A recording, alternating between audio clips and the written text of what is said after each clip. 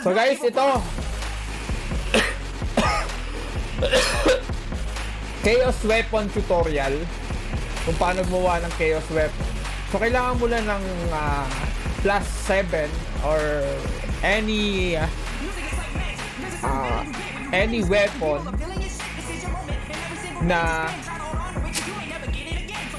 may apps saka may jol kagaya nito para makagawa ka ng Chaos Weapon. So ngayon, gawin mo ng 4 para siguradong success. Tapos kailangan mo rin ng Chaos. Okay? O 3. Tapos kiklik mo lang itong Chaos Weapon. Ayan. 100% na pala siya sa isa. 100% siya. So ganito gumawa ng Chaos Weapon. Ayan. Damihan na natin ang paggawa ng Chaos Weapon.